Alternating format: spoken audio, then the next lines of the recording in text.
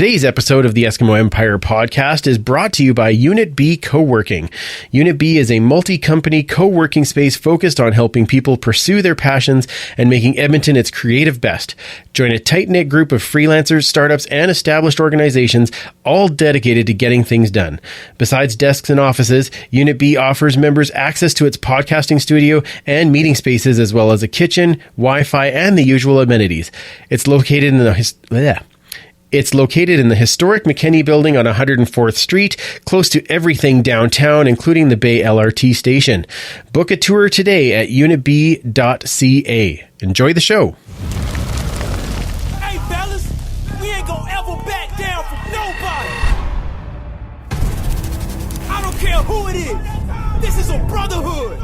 And if we stand strong together, we can't be denied. If one of us go down, we have another, and another, and another that's ready to fight. So let's hit this field and bang them, bang them, bang them. Somebody, light me up.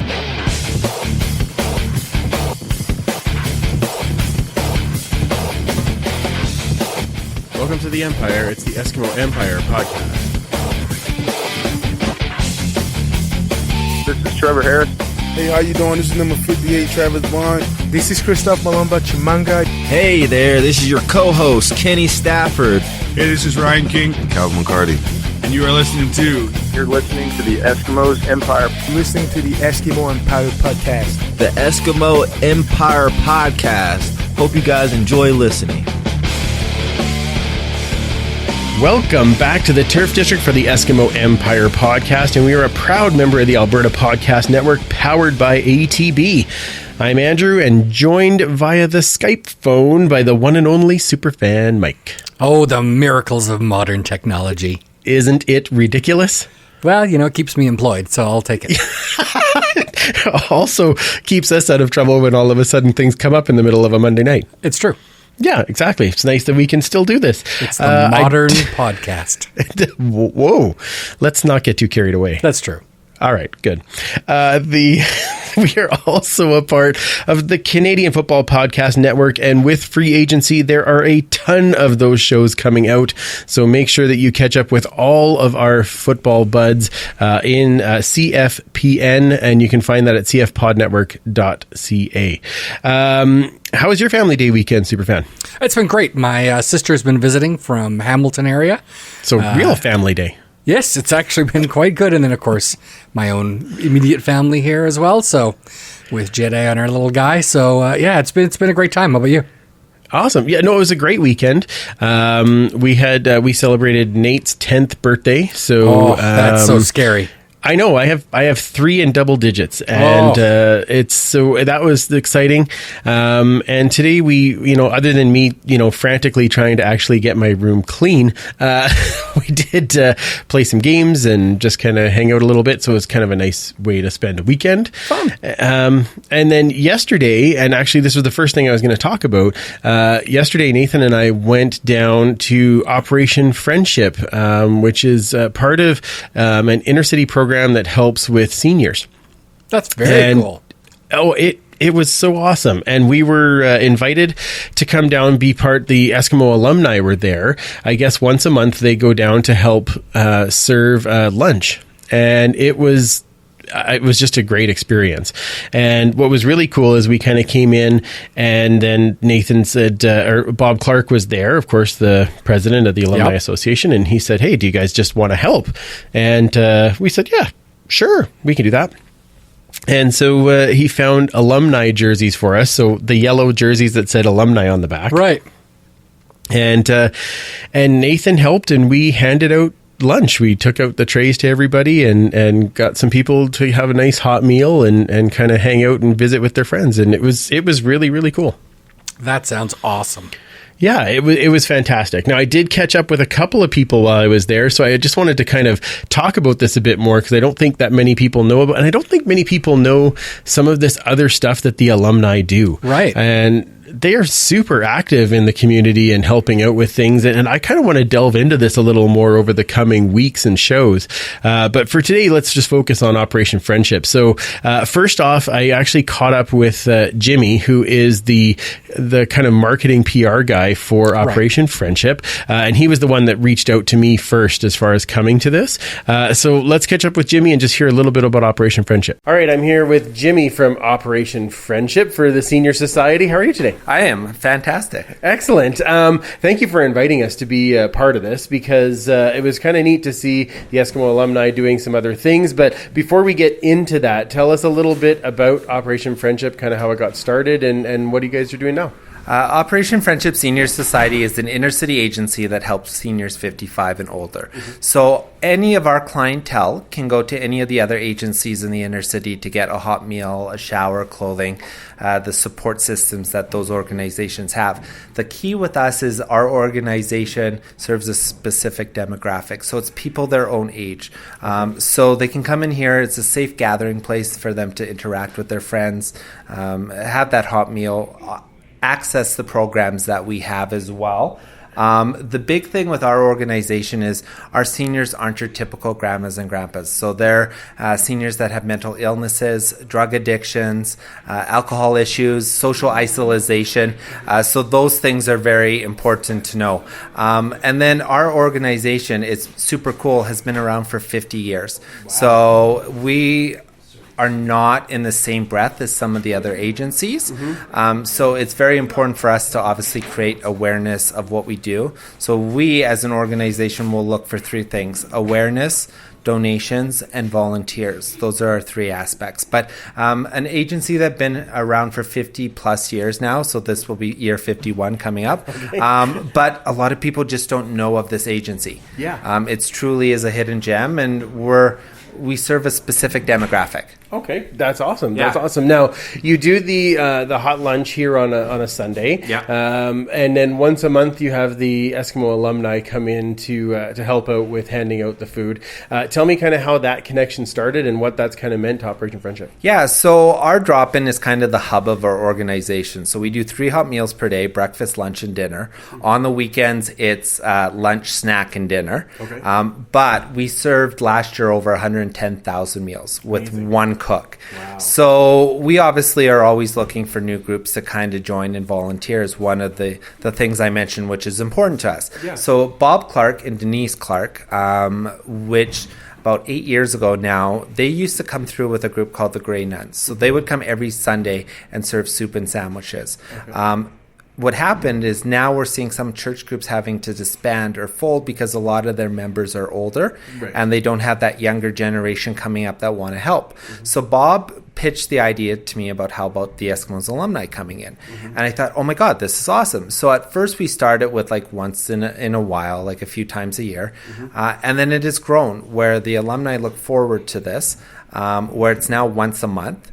We're seeing players that our guys grew up watching. Yeah. I was mentioning earlier to some of them over lunch that if you brought in Eskimos now off their roster, half these guys probably couldn't name half these guys, right? Yeah. Exactly. But these are guys they grew up watching, which I really like the connection of the old-time football, the alumni, and our clientele.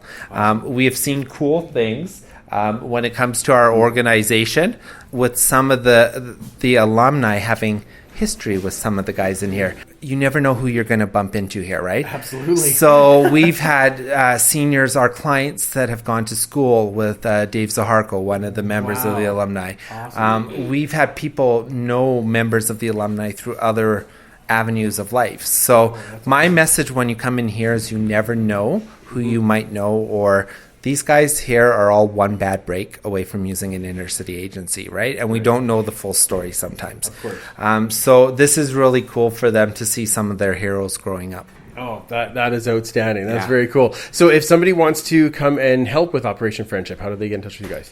So the simplest way is there's a few things. If you have donations, our drop-in's open 7 days a week. So you just got to pop down 9526 106 Ave. Okay. So we are open 8 to 6:30 Monday to Friday. Saturday, Sunday, and stat holidays are 10:30 to 6:30. So if you have donations, you just have to pull up our staff, our seniors, which is a cool part of seeing the seniors pitching in, which is something you saw today, how you're not going to see that at other agencies, how the seniors will pitch in the kitchen and helping. You saw that firsthand today. They will help bring in your donation. If you want to volunteer, you can contact me.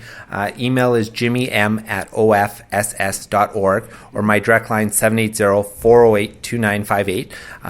We would love someone to come down with their family or friends or a group, maybe a church group or an employee club. Come serve a meal, maybe even sponsor a meal. Yeah. But what I suggest to everyone is, if you want to learn what we do, look at our website, see the clients we serve and the programs that we offer, but also give me a call or send me an email and come down for a tour. I will give you a tour of why this place is important. I find once you get people in here to see what we do, then people will have their own ways on how they want to help. Yeah. Well, this was awesome. Thank you so much for inviting us to come down and be a part of this and get a chance to hang out with some of the guys that we know and chat with some alumni. It's been a great experience. So thank you so much. Thank you, guys.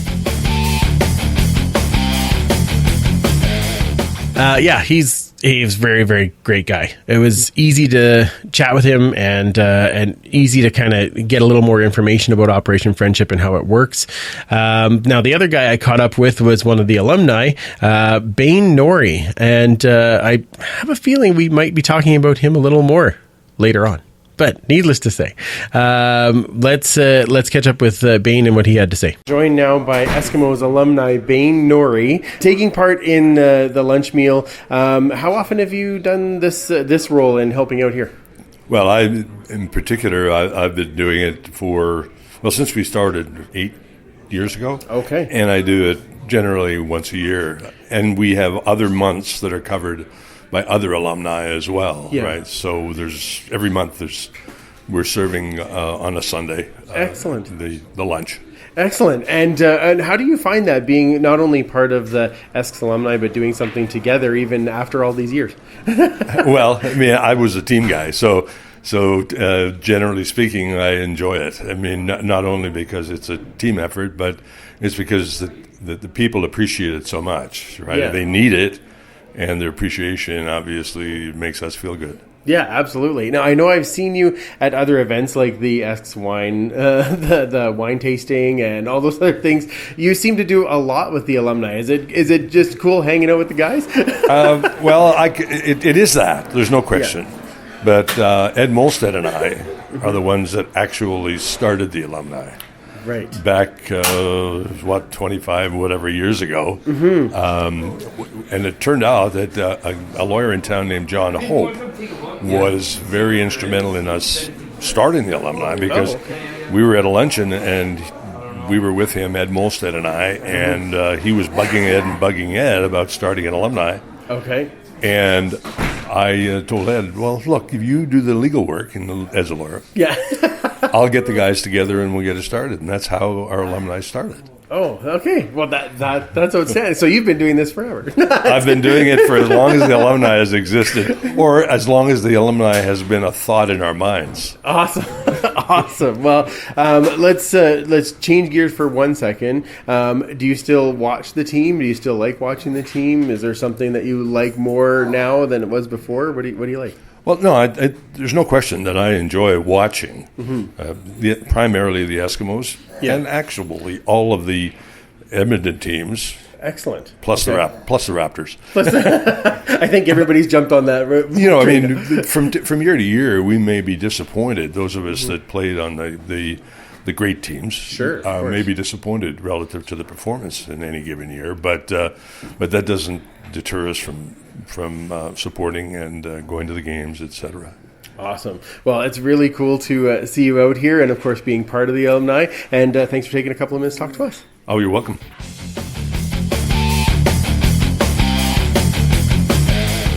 All right, it was very cool to catch up with those guys, and I want to say thanks to the alumni for including us and letting us be part of it. One of the funniest things that happened to me while I was there is I had one of the seniors come over and he said, I don't know if you were playing then, but did you ever play with Tom Towns? I'm like, I didn't. I'm here with the podcast. I didn't. No, it was a different time. Yeah, exactly. Not to mention, how old do you think I am? Like really? Come on. I was 6 when he played. Exactly. I was an early walk-on. That's right. Yeah. I was Boyd Plandowski version 1. That's right. Just walked on and played. Boydo 1.0. That's right. I need that just as a cut, I think. Boydo 1.0. Yeah, that'd be awesome. All right, let's get into our news of the week because there is a little bit of it. We had a few like a little shuffle of players, you might say. When did I miss it? Yeah, obviously, yes. Well, I'm going to fill you in right now, and you're going to be so excited. Please do. Excellent. All right, we're going to start with some of the extensions that we did, which when I said that out loud sounded worse than I thought it. But we did extend national fullback James Tuck, national receiver Anthony Parker, international quarterback Logan Kilgore, national defensive lineman Milk Truck Mark Mackey, and international offensive lineman Tommy Draheim. So any of those that really stood out to you that you're real excited about? For the extensions, yeah, there's a few for sure. I thought Tommy Draheim really had a great season before he got injured last year. He stepped in for Sir Vincent Rogers, who of course got injured at training camp. And I don't think we missed a beat certainly the first 5, 6, 7, 8 games. I'm really looking forward to seeing him coming there and pushing for a starting spot on that offensive line. And of course, we all love Milk Truck, let's be honest. Well, I mean, who doesn't? Come on. It's Milk Truck. That's exactly. Right.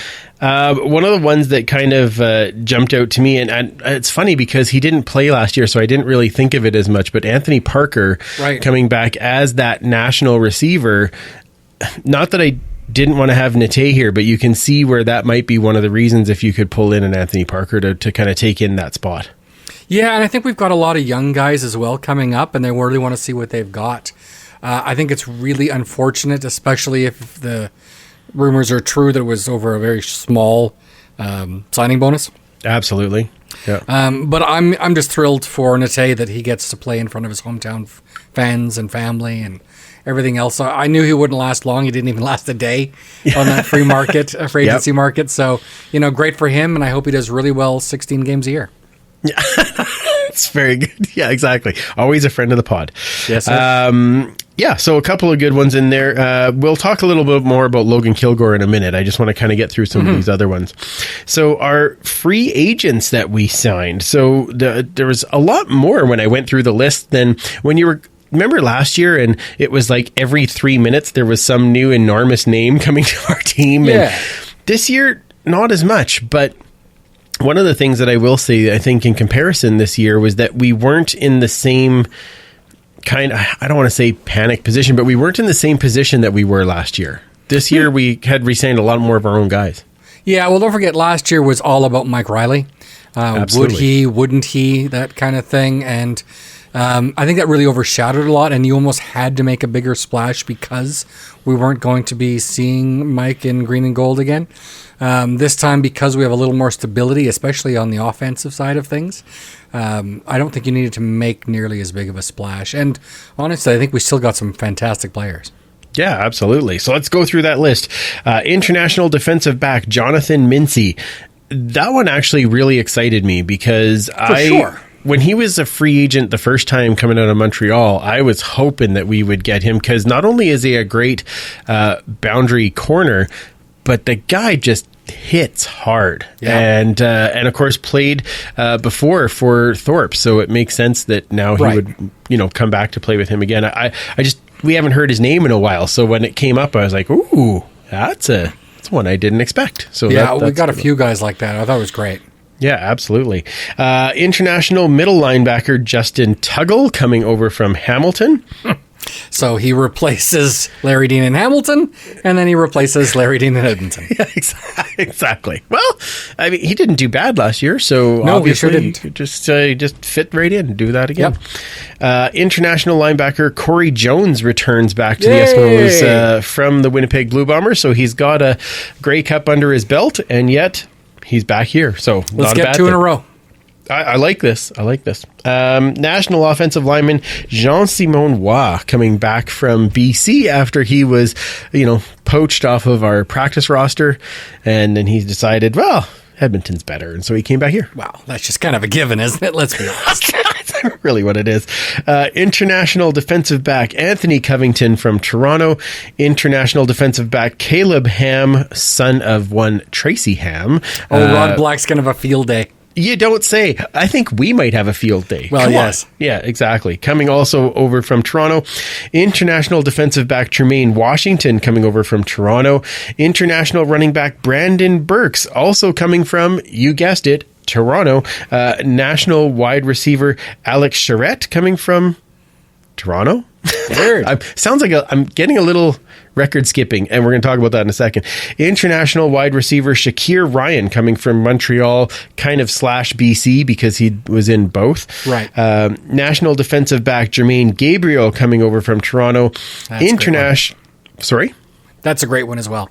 Yeah, absolutely. International quarterback Antonio Pipkin, or as our good friends at the Horsemen call him, Tony O'Pipkin. Because he's a Pipkin, good Irishman. Irish lad from Montreal. And national wide receiver Jimmy Ralph coming over from Toronto as well. So give me your overall scores and who are the guys that kind of jumped out at you? Well, I think it's going to be interesting to see Jermaine Gabriel come up here. It's going to be a bit of maybe more of a battle at the safety position. Mm-hmm. We've got, of course, some young guys that are pushing as well.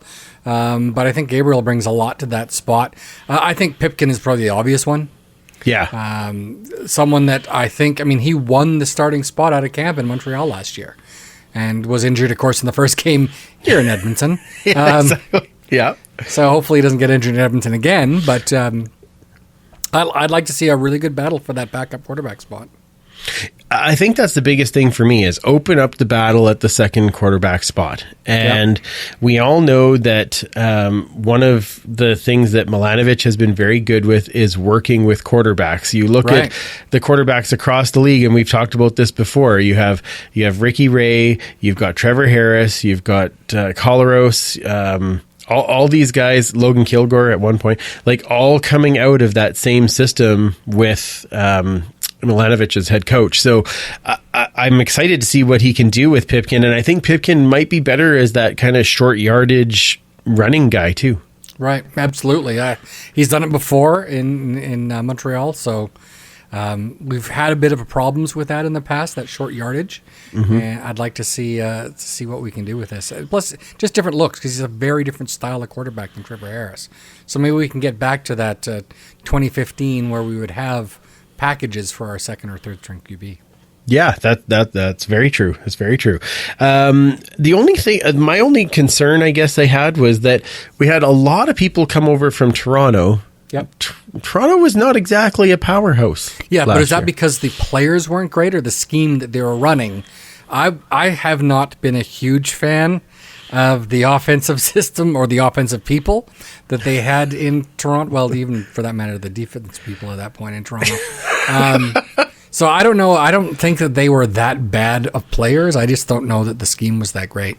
Right. And I was hoping that that's what you'd say, because that's kind of what I felt about it too. At first I was like, why are we signing all the guys from Toronto, but a different system completely to be able to play in. And one of the things that I think that, and Brock touched on it when they interviewed him after free agency, was that they did sign a lot of DBs, which was a spot that we had some issues over the last couple of years, and we need to work on that secondary. So having him look through some other guys, not to mention the other whack of guys that we have signed who didn't have CFL experience, right?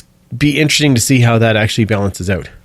Yeah, and Brendan Burks was one of the guys that we did sign. You had mentioned, and Jacques Chapelain, who was the offensive coordinator in Toronto, really doesn't use the running back very much. No. So it was so funny when they signed 1 billion running backs last year, knowing that they had Chapelain as the offensive coordinator. I'm like, what are they getting those people for? Like, they need people to, wash his car or something? 'Cause, somebody needs to hand out snacks. yeah, that's true. That's really what it is. So, actually, Brandon Burks was another big name for me when I saw that. I'm like, wow, that will create some competition at that running back spot. He's going to have to be able to stay healthy for a full season for sure. But, I'd like to see him really push for that spot. Obviously, another one is Jimmy Ralph, a local boy sort of coming home where his big brother played as well. Number 80 is free now that Tavares Daniels is gone. So maybe we'll have another 80 Ralph. Ooh, interesting. I hadn't even thought of that one. Wow.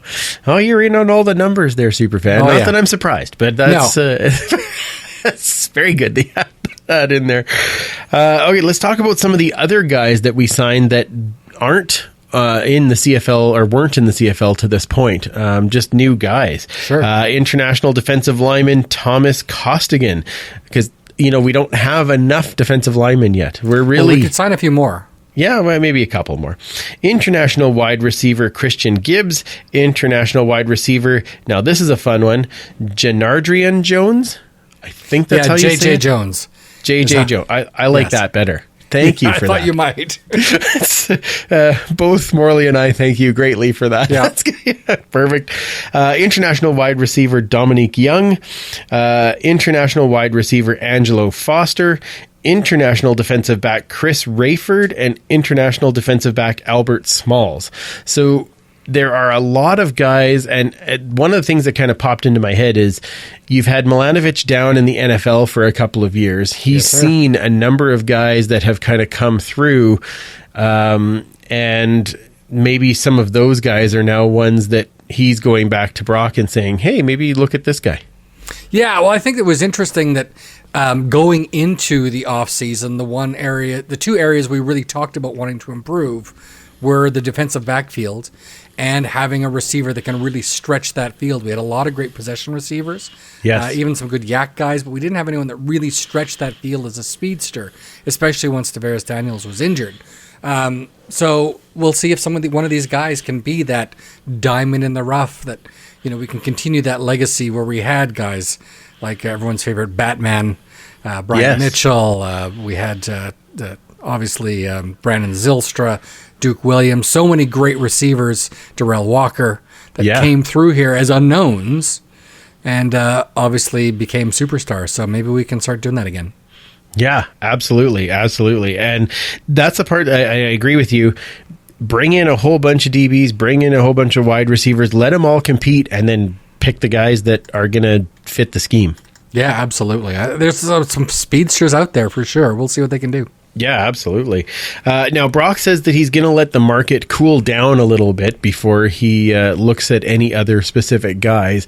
Right. I think now that some of the dust has settled across the league and people are realizing, okay, well, there's only so much room in that salary cap, and here's what they're ready to offer. Right. In a couple of weeks' time, we might see a few more signings, but I think there's going to be a little bit of a break now. Yeah, I think so for most teams. They sort of shoot their shot at the very beginning to make sure they get their guy.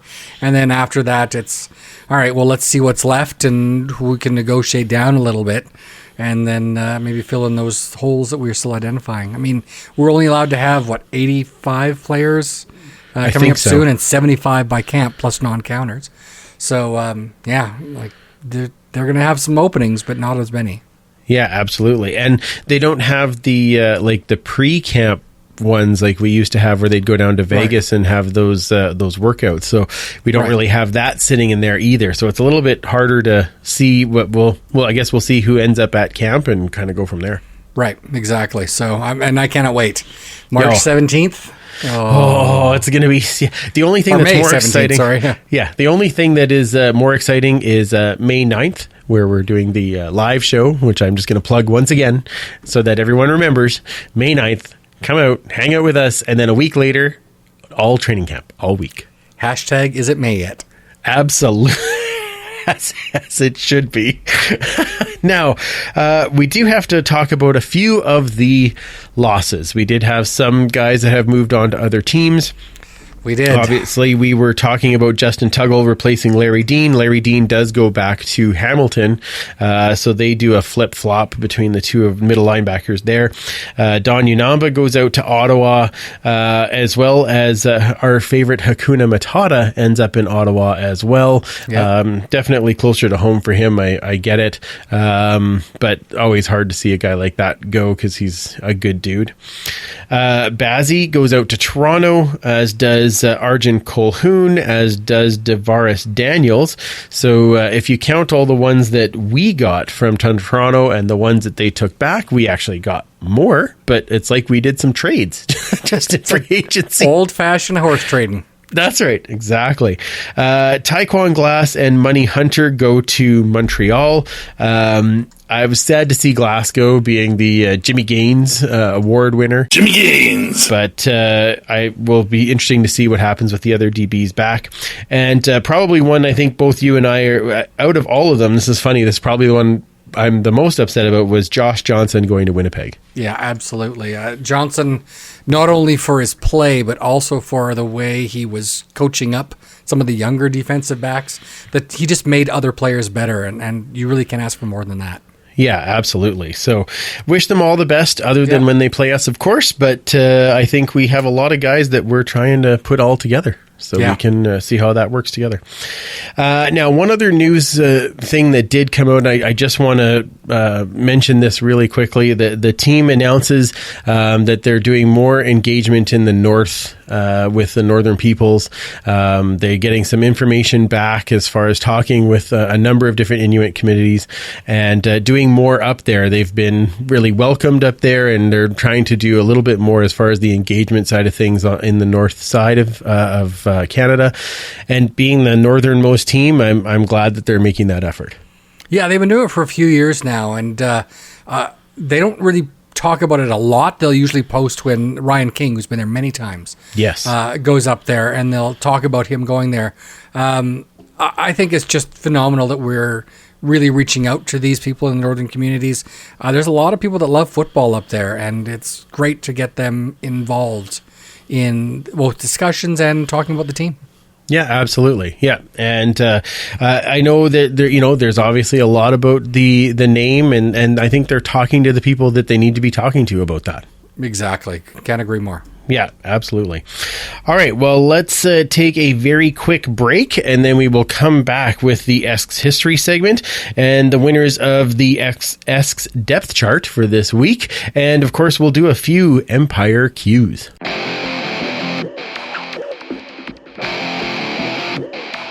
This is Christoph Malomba Chimanga. You're listening to the Eskimo Empire Podcast. You can join the Empire online. Find us at eskempire.ca. Check out all the new blogs and then follow us on Twitter, Facebook, and Instagram.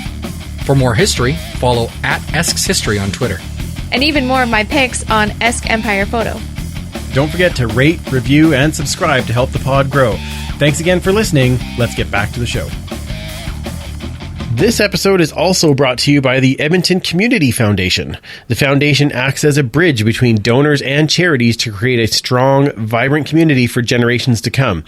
Anyone can start an endowment fund on their own or with a group, and once it reaches $10,000, it can start distributing the funds. This year's focus is on arts, philanthropy, green spaces, and sports and recreation. You can learn more at ecfoundation.org. It is time once again to travel back with our good friend Superfan Mike, and we carry on to go more into the depth chart of those early teams in the Eskimo history moment.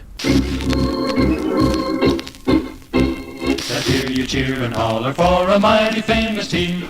Let's hear you roar, you know what, for a team that's on the beat.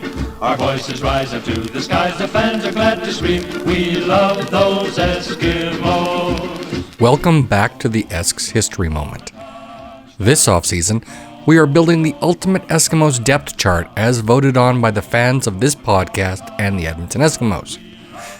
This poll runs every 2 weeks and selects players from 1975 to 2019. But what about players from before those years? Working with good friends of the podcast who were around in the early days of listening and watching our heroes, we have put together a separate roster featuring only those players to create the Ernie Pismo Rasco Memorial All-Star roster. This round, we take on the defensive backfield. Before that, we should look at how defensive formations have changed over the years. In the 1950s, offenses spent more time rushing the ball than throwing it, so defenses ran predominantly with a 5-man defensive line, 4 linebackers, known as interior linebackers and corner linebackers, 2 defensive halfbacks, and a safety. As time ran on into the 1960s and passing became more and more predominant, the middle guard of the D-line moved back between the line and linebackers until it was part of the linebacking core, and the corner linebackers moved into the defensive backfield and became cornerbacks.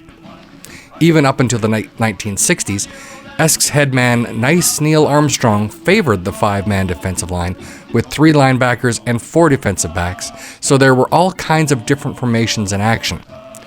We will be looking at a 5-man defensive backfield today, but with the corners sometimes played corner linebacker still in the 1950s. Without any further ado, let's get on to the winners.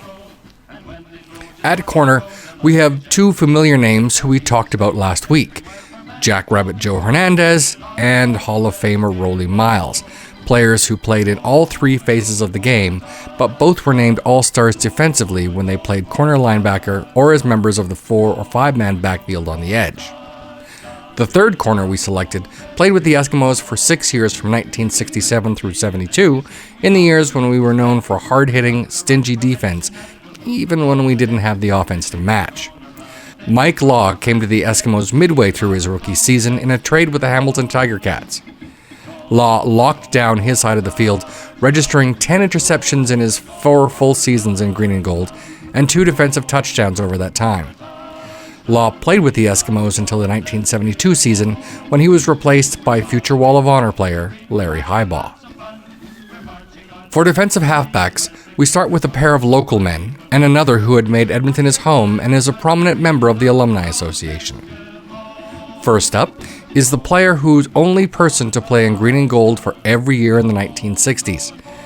Originally from Spruce Grove, Howie Shum joined the team in 1959 out of the Edmonton Wildcats junior team and started at halfback opposite future Edmonton Mayor Bill Smith.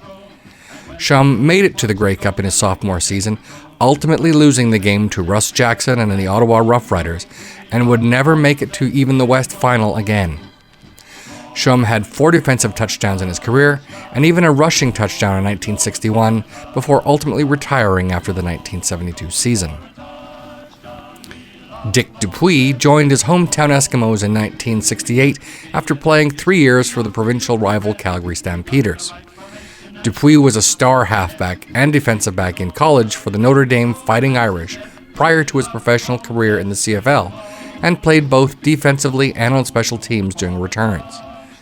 Dupuis was a menace for opposing quarterbacks, registering 38 interceptions in his career, which finished after only 2 games in the 1976 season, but winning a Grey Cup in 1975.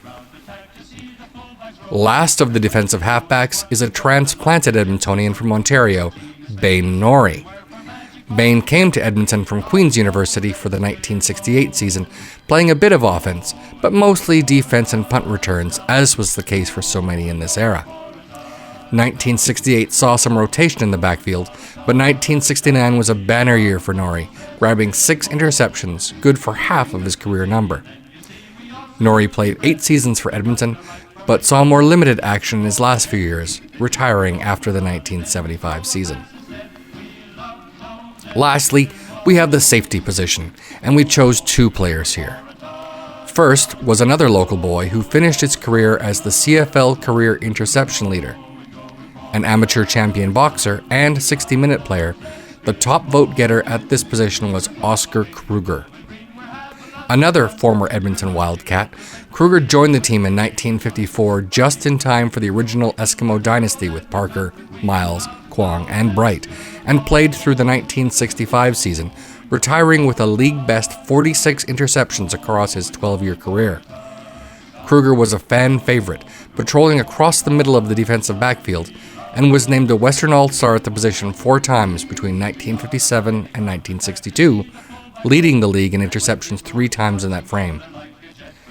Kruger was enshrined on the Eskimos' Wall of Honor in 1992, and perhaps one day the electors at the Canadian Football Hall of Fame will honor his achievements as well. Last on our list is the player that replaced Kruger in the backfield, John Wydreny. Wydreny was the first overall pick in the 1963 draft out of Western, and Edmonton had been trying to swing a trade with the Argos since his rookie year, finally making it happen in early 1966 in a 4-person trade that saw longtime favorite Al Equier head east to Toronto. He was named an All-Star 3 times in 4 years between 1967 and 1970, and still holds the Eskimos' team record for most interceptions in a season with 11, a feat he did twice. He retired after a trade in the 1972 season as he was established as a teacher in Edmonton, and surpassed Kruger's career totals for interceptions at the time of his retirement. Both men were later topped by another famous Eskimo defensive back, Larry Highball. Going for a touchdown. Going for a touchdown. Going for a touchdown. We love those Eskimos. Ooh, Superfan. That was lovely as always. Yeah, it's kind of, I always just like, anytime I can talk about anyone from the old days of the Eskimos, I'm happy. But it's just fun to see some of these guys that, some of them were a lot more recent than we did in the previous year. But of course, we still had Rowley and Jackrabbit Joe Hernandez, who were both returners and cornerbacks. So that was kind of cool. And just neat to have Bane Norrie in there as well, who you talked to as a defensive halfback. I went to school with Bane's son, Jeb, as well. Oh, so nice. It was kind of cool. So I knew him more as Jeb's dad more than as a former Eskimo back then. But since then, I've certainly learned more about him. I think that was hilarious because people need to know that I had no idea that he was on that list, and then that happened to be the guy I talked to at Operation Friendship. Like, it was just a complete fluke, but I thought, man, that's perfect timing, and great guy to talk to. Actually, we had a really good chat. So we should talk about the all-time roster fan and media votes. You have all of that information for us. I can make it up if I don't. So perfect. Well, and nobody's going to check, so you go ahead. Who's going to know if I'm lying?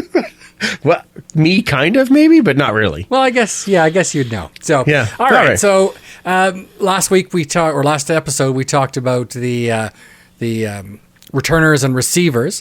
So this round we're talking about our defensive backs. So we had the fans and media pick 3 cornerbacks, 2 defensive halfbacks, and a couple of safeties.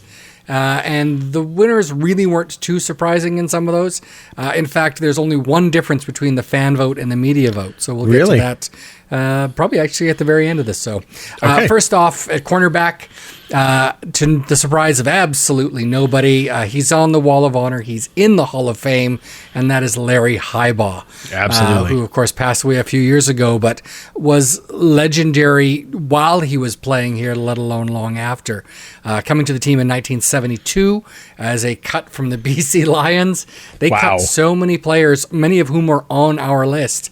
For those vintage players and modern players. And just he was a flanker to start, as well as playing defensive back, and then went straight to cornerback in 73 and just dominated that position. He was a shutdown corner.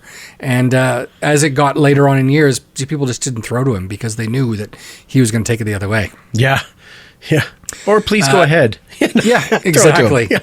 On the other side of the field during the majority of Highball's time was our second cornerback, and that was Joe Holloman. Holloman played with us from 76 to 85, getting injured in a game, I believe, versus Winnipeg to end his career. Absolutely dominant cornerback as well. He started off doing returns, and his first game wasn't so great when he dropped. He fumbled quite a few times on returns. That happens. Yeah, it does happen, unfortunately. But between the two of them, they just really owned the outside of that backfield, and it just helped secure what we were as a dynasty.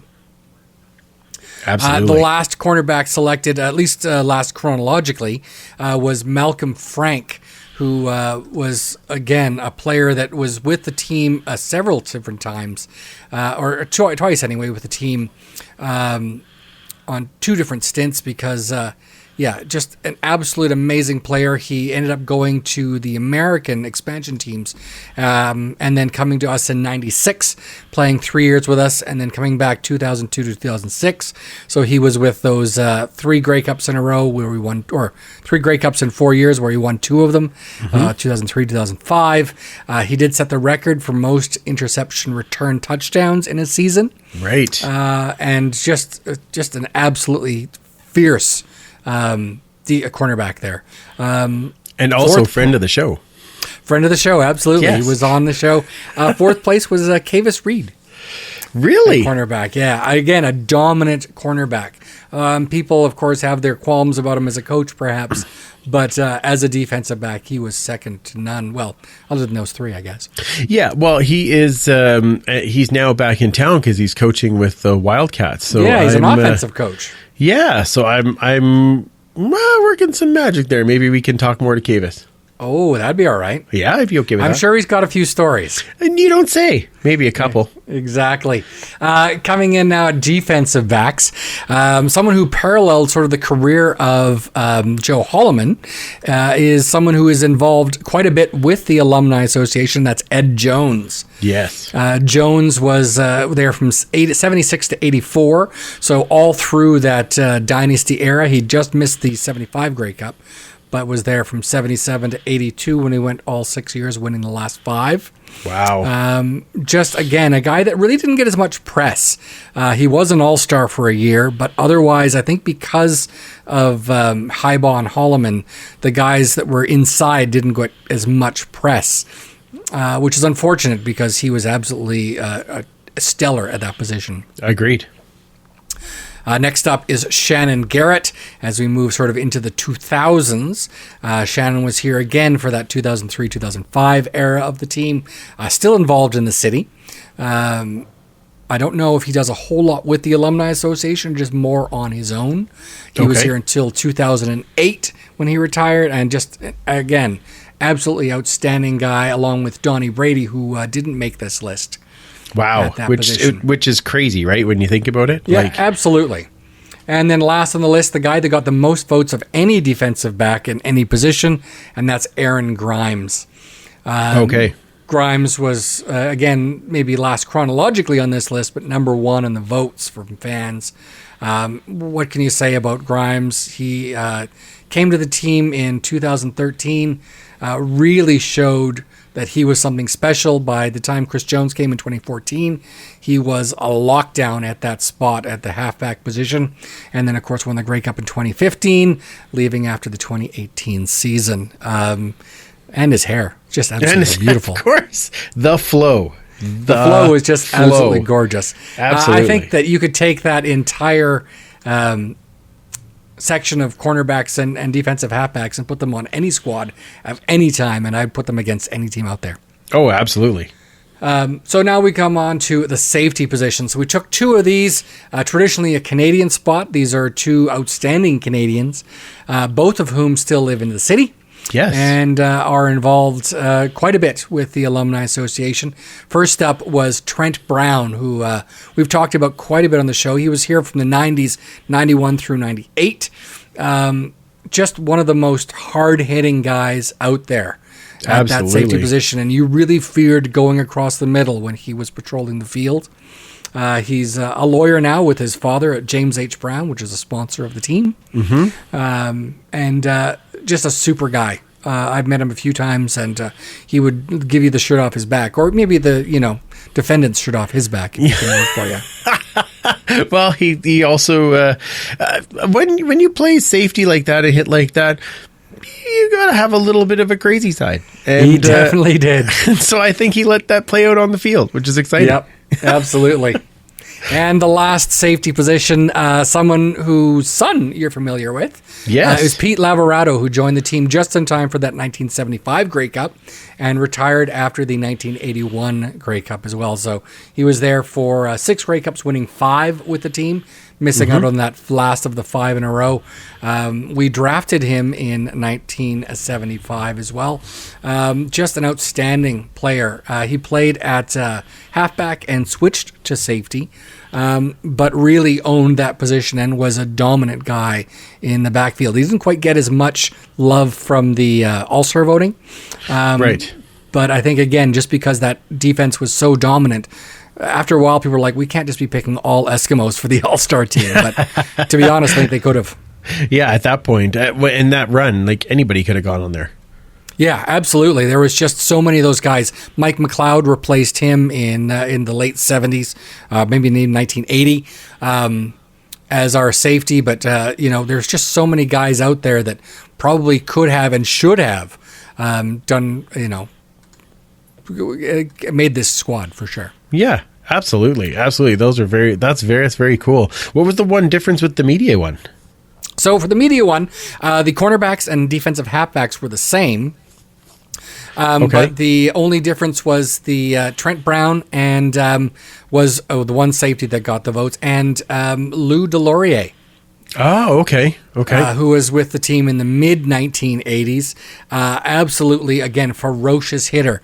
A lot of people might remember that there was a player named James Bell who was injured in a game in BC. Yep. And one of the guys that was involved in that collision, which was quite unfortunate, was Lou Delorier.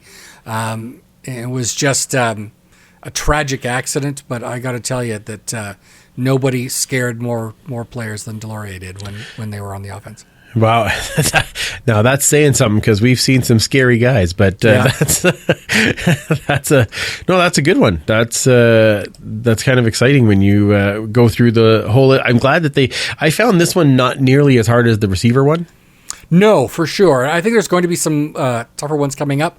I think next week's going to be one of the toughest ones, honestly, because you're only picking a few offensive linemen, which is around 4 at the tackle spot, a few at the guard spot, and just 2 centers.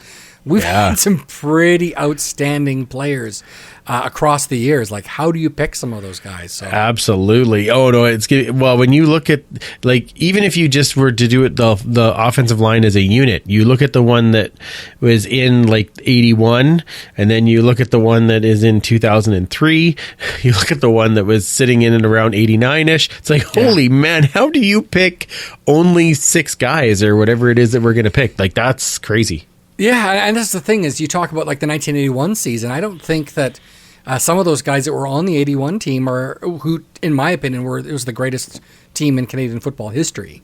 I don't think a lot of those guys are necessarily going to make this lineup. Wow. Yeah. Wow. This is going to be very interesting. Absolutely. Yeah.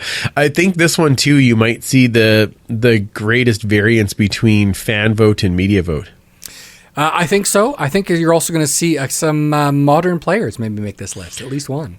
Yeah. I have a feeling. Yeah. The Tower of Power? Probably. I believe so. Yeah, quite likely.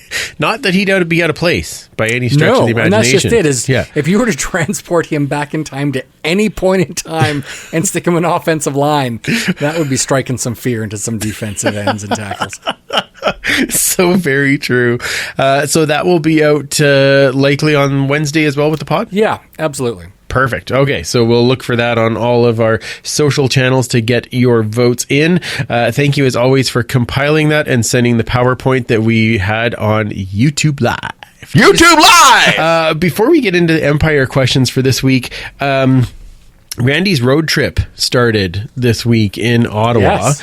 And a couple of interesting things coming out of there, but one in particular that I wanted to ask your opinion on, and that is a possible new playoff format. So what has kind of been talked about was that the first team in the East and the first team in the West would be basically numbered 1 and 2, and they would get the byes as usual. But then the next 4 teams would be seeded by record. So whatever the next 4 top records are would then be in the next round. So, or at least that's how I understood it. So you could actually have, if you had all 4 other West teams with better records than the second place East team, you could have all 5 West teams in and 1 East team. Correct. Or it could be 2 and 4, like it is now. Like it has been.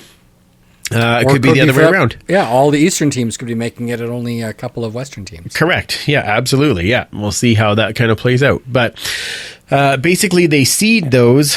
3 plays 6, 4 plays 5.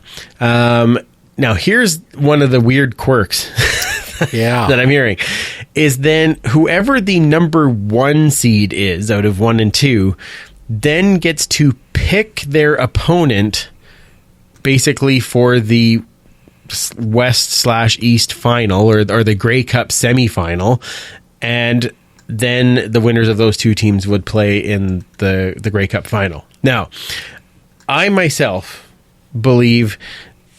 I think we're just trying to interject reality TV into sports by doing that. It's not my favorite thing at all.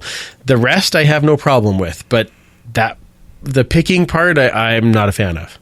Yeah, I mean, they're also talking about the game would be on Saturdays, the semifinals, the divisional semifinals.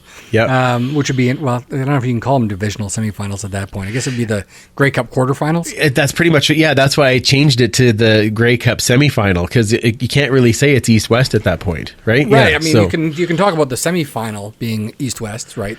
Right. Because it would be the Western champ and the Eastern champ. I guess that's true. Yeah. I think it's a little...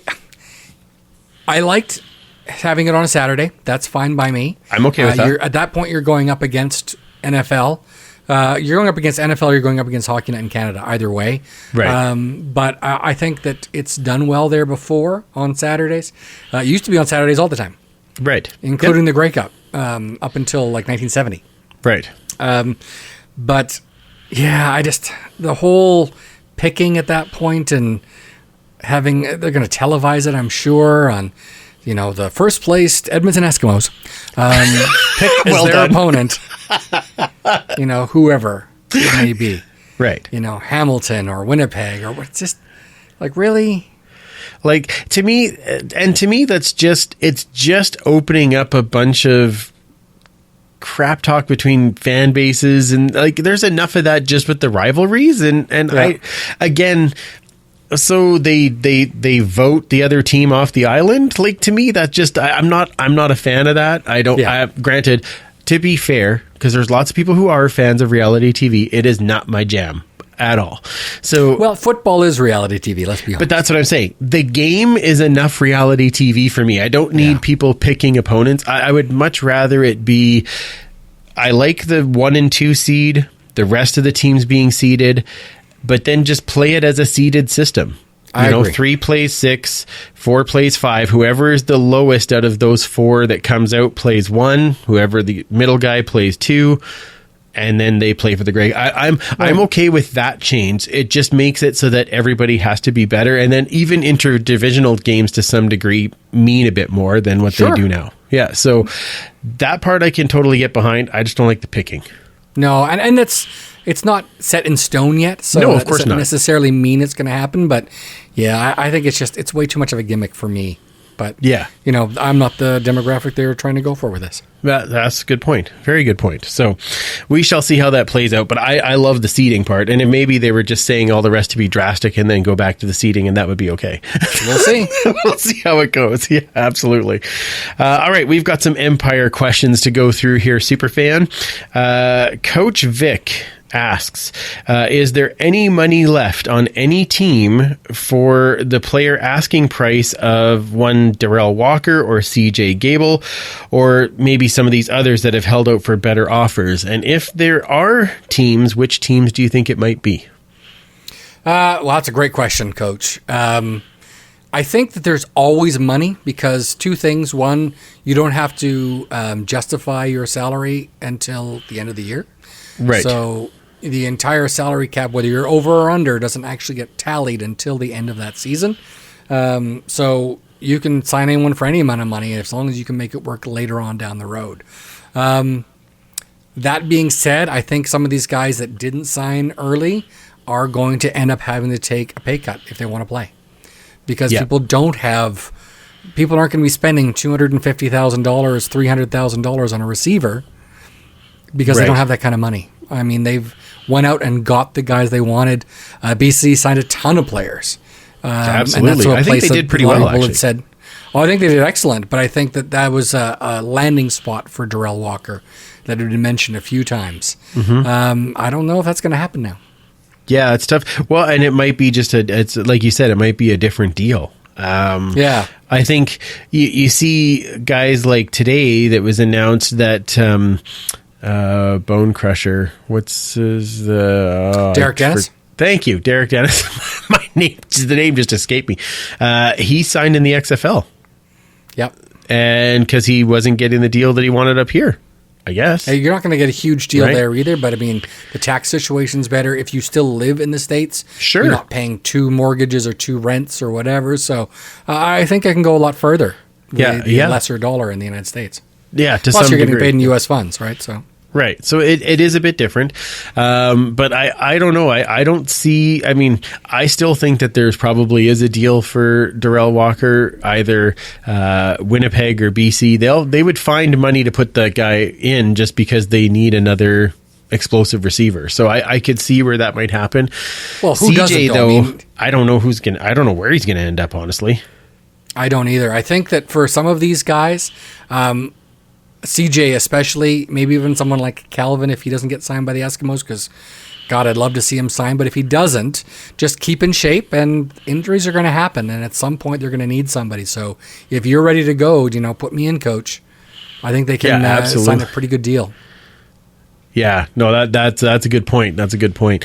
I do think that some of these guys too, especially because the floor now went up this year. One of the things that Brock was saying was, it's another, $138,000 or something that they had with just their floor going up, but the salary cap only went up $50K.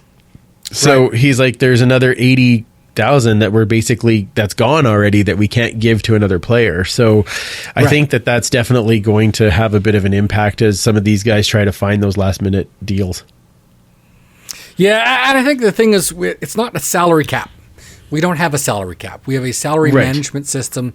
And while that may sound like splitting hairs, ultimately what it means is you can go over the cap. In fact, you can go over the cap $99,999.99, and all it's going to cost you is money. It's a luxury tax. That's true. Yes. Essentially. Right. So Saskatchewan, who makes as much money in merchandise sales as all 8 other teams combined, why they don't go up to over the cap by that amount every year floors me. I don't understand it. Right. Because it's just money that they once you get I'm not over saying they that should. I'm just surprised they don't. Yeah. But once you go over that amount, then it starts costing draft picks. Is that right? Yep, that's correct. Yeah. So there is a kind of a quote unquote real cost if you get past that amount, but you don't. I mean, if it's just money, like you said, luxury tax. If you have that to spend, then maybe you do. Yeah. See how that goes. It's like, to me, it's like photo radar tickets. I mean, a photo radar ticket, all it costs you is cash. That's true. That's true. Yeah, it's very true. Right? I mean, I'm not saying you should be out there speeding. I'm just saying that it's, again, a form of a luxury tax. Yeah, exactly. Well, now I know what I'm doing after. I'm just going to race out to, it's fine. It's just cash. Whatever. I got tons of it. Whatever.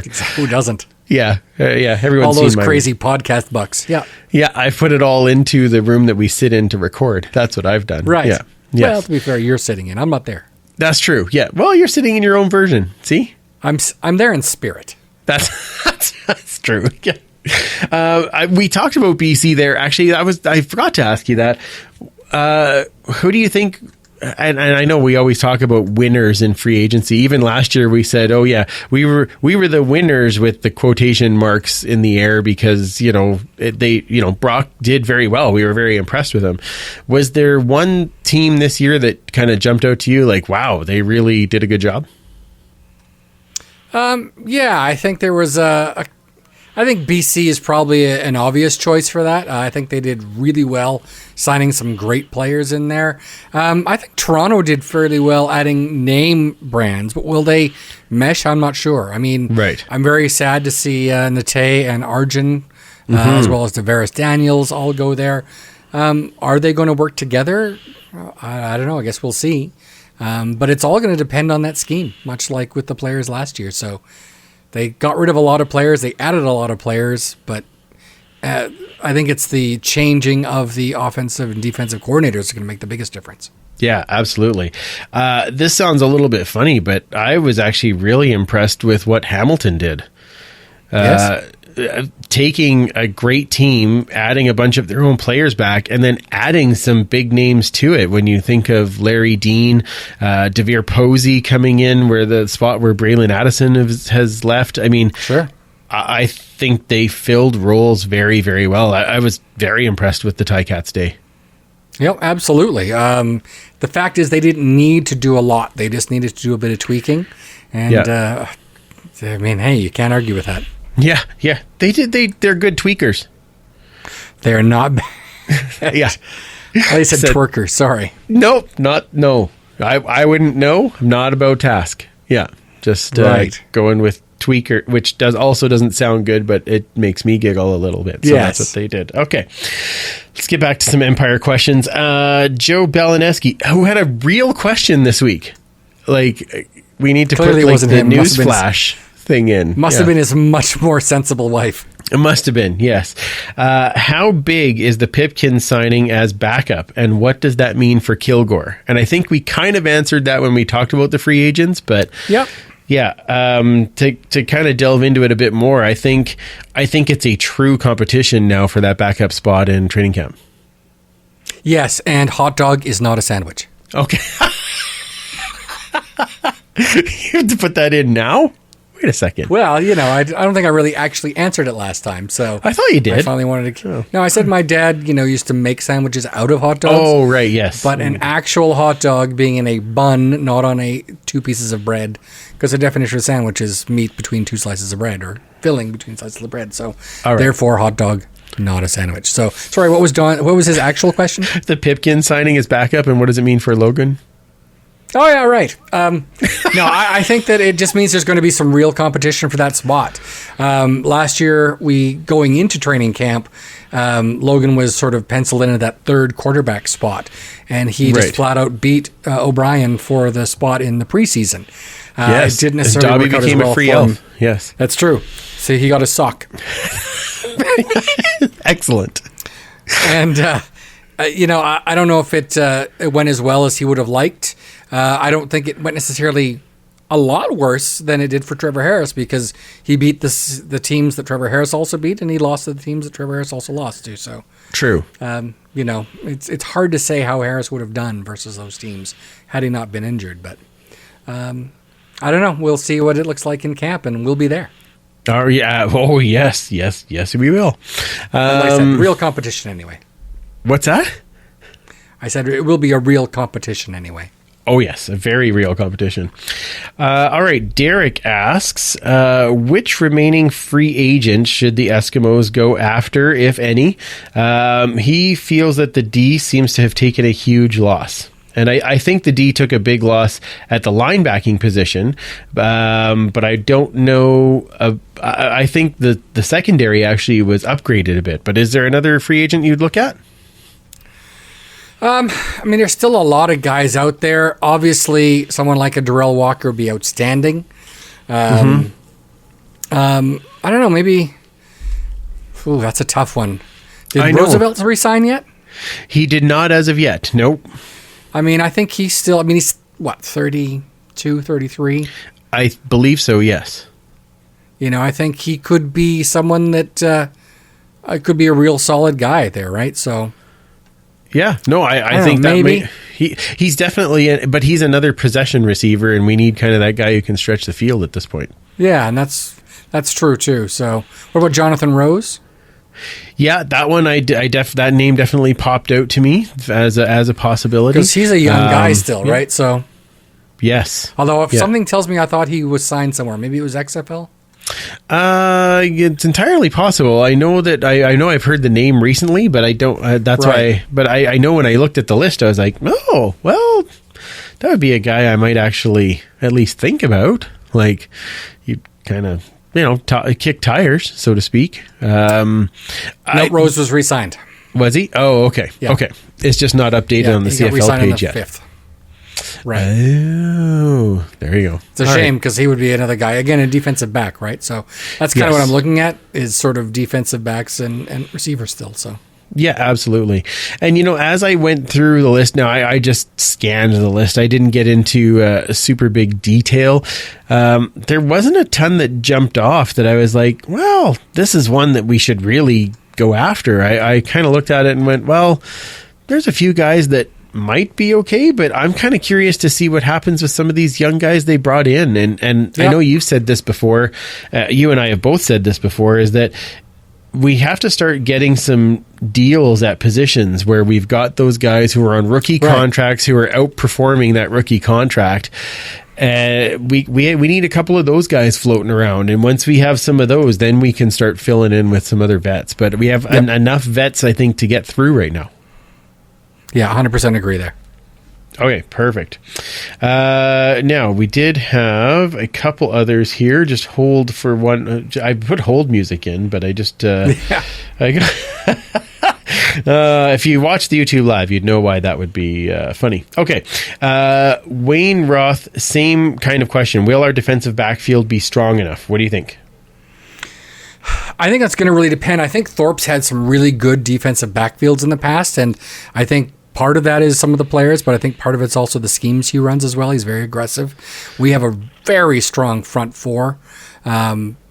Possibly, we might have a really strong front seven for that matter. Yes. With Tuggle, I imagine we'll see Brian Walker as that Sam linebacker, that hybrid nickel defensive back spot, as well as, of course, Javon Santos-Knox when he's ready to go.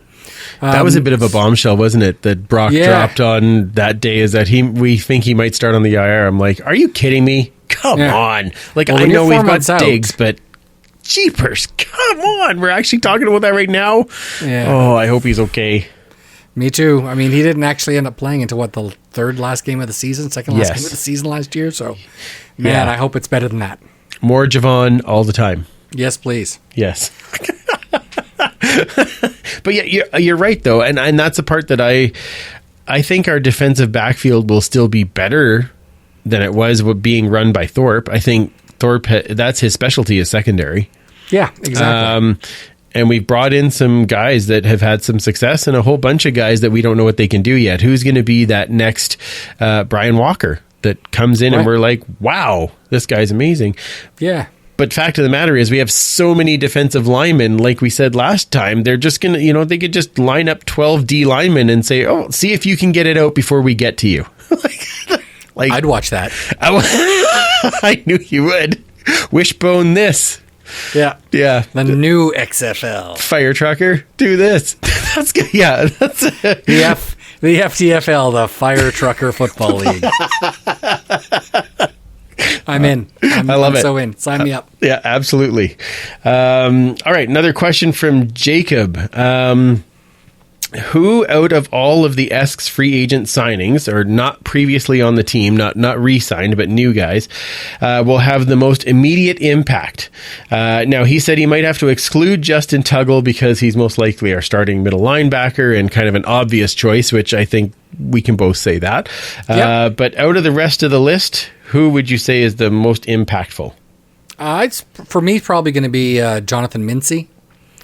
Yep. Because we had so many struggles, and it wasn't even that the personnel was terrible with our backfield. It's just how many games did we have the same 5 guys back there game after game? Yeah, like that hardly rarely any. happened. Yeah. But if he can lock down that boundary, because last year boundary corner would have been Anthony Orange, and he was injured for a large portion of that season. So yes, if Mincy can really hold onto that spot and stay healthy, I think that could be a big boon for us in a passing league. Absolutely. And the other person that I would pick, and I know we've talked about it a lot, but Pipkin, because or as Commissioner called him, the Great Pipkin, which made me laugh. So wait, I told her she needs to get her jersey with the Great Pipkin on it, because that'd be outstanding. If for nothing else, in that he may not be on the field a lot, and don't get me wrong, I hope this sounds bad, but I don't want him to be on the field a lot because I want Trevor Harris to be on the field. But I think he truly does bring in that competition at the backup role, and that to me is very exciting to see where that goes. Right. I mean, like you say, I hope we don't see a lot of him for the majority of the snaps, but if he comes in at those short yardage things or change of pace, that can only spell good things for us. Absolutely.